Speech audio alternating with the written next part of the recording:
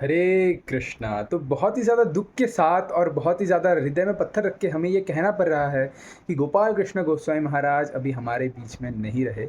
लेकिन एक बात की हमें खुशी है कि वो अभी भगवान के धाम प्रवेश कर चुके हैं। श्रील प्रभुपाद जी के साथ वो वापस से रीयूनाइट हो चुके हैं, कृष्ण के साथ वो वापस से मिल चुके हैं। तो गोलोक वृंदावन में तो उत्सव मन रहा है और वैष्णव का आविर्भाव और तिरोभाव दोनों में ही खुशी होती है, क्योंकि जब वैष्णव आते हैं इस जगत में तब इसकी खुशी होती है कि ये अभी जन जन कल्याण करेंगे, लोगों को तारेंगे। और जब वैष्णव जाते हैं इस दुनिया को छोड़कर तो इस बात की खुशी होती है कि वो वापस से प्रभु श्री कृष्ण या श्रील प्रभुपाद जी के पास वो चले गए। लेकिन बहुत लोग ये पूछ रहे हैं कि एक आप लोग दफना क्यों रहे हो उनको, आप लोग उनको ऐसे ज़मीन में क्यों गाड़ रहे हो? हमें हमारे हिंदू धर्म में तो उनको जलाया जाना चाहिए, ऐसे दफना क्यों रहे हो? तो फर्स्ट ऑफ ऑल इसे दफनाना नहीं कहते, इसे समाधि कहते हैं, जो कि एक शास्त्रिक विधि है। एक वैष्णव का शरीर, एक महाराज का शरीर पूजनीय होता है क्योंकि वो हर एक कार्य कृष्ण के लिए करते हैं, सिर्फ और सिर्फ कृष्ण के लिए करते हैं। उनके मुख में कृष्ण का नाम होता है, उनके कार्य में कृष्ण होता है, उनका हर एक चीज़ कृष्ण के लिए ही होता है। तो क्योंकि वो अपना पूरा जीवन कृष्ण को दे चुके हैं, इसलिए उनका जो शरीर होता है वो कृष्णमय हो जाता है और उनका शरीर पूजनीय हो जाता है, क्योंकि उनके हृदय में साक्षात वजेंद्र नंदन श्री कृष्ण विराजमान है। तुम्हारे हृदय सदा गोविंद विश्राम।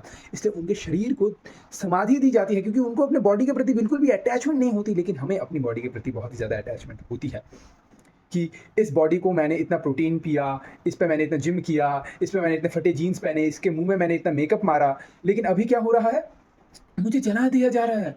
मुझे क्यों जलाया जा रहा है? मुझे तो और ज़्यादा भोग करना था। तो एक अटैचमेंट रह जाता है उस आत्मा के अंदर। और जब हम शरीर छोड़ते हैं तब आत्मा सोचता है कि मैंने ये शरीर को क्यों छोड़ा? मुझे ये शरीर चाहिए, इसके लिए मैंने इतनी मेहनत की, मैंने इतना जिम किया, मैंने इतना पढ़ाई लिखाई किया, मैं इस शरीर के साथ ही मैंने शादी की, मैंने बच्चे किए, और ये शरीर मुझे छोड़ना पड़ रहा है। मुझे तो इस बॉडी के अंदर जाना है। तो अगर बॉडी को ना जलाया जाए तो आत्मा को एक नया बॉडी नहीं मिलता, वो अटैचमेंट में तड़पते रहता है और वो मुक्त नहीं हो पाता, वो आत्मा वो नया बॉडी धारण नहीं कर पाता। इसलिए हमारे शरीर को जलाया जाता है। लेकिन जो महाराज होते हैं उनके शरीर को नहीं जलाया जाता। उनके शरीर एक मंदिर के समान होता है। हालांकि डेड बॉडी को मंदिर के अंदर प्रवेश नहीं मिलता, लेकिन जो महाराज होते हैं, जो वैष्णव होते हैं, जो भगवान के शुद्ध भक्त होते हैं, उनको मंदिर के अंदर प्रवेश मिलता है। इवन डीटीज के सामने भी उनको ले जाया जाता है, क्योंकि उनका जो शरीर है वो कृष्णमय है।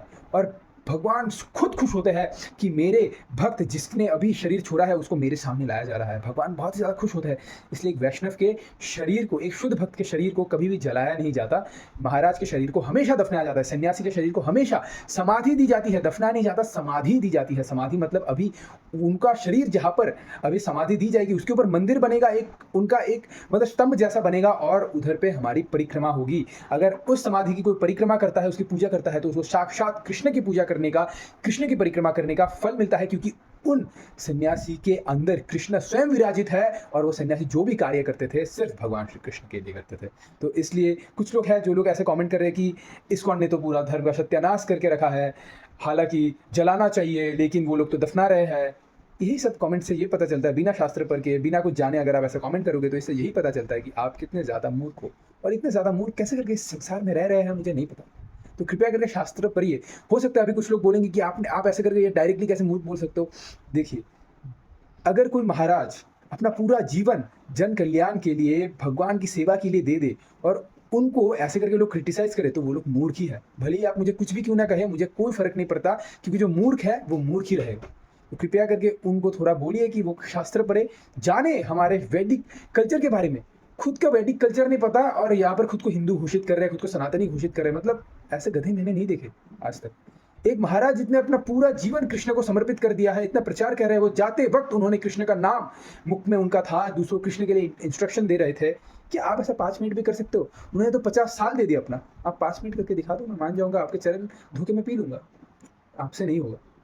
तो इसलिए महाराज जी को ऐसे क्रिटिसाइज मत करें, इससे वैष्णव अपराध लगेगा। और जब वैष्णव अपराध लगेगा तब आप कहीं के नहीं बचोगे, क्योंकि भगवान श्री कृष्ण अपना अपमान तो सह लेते हैं, लेकिन अपने भक्त का अपमान कभी नहीं सह पाते।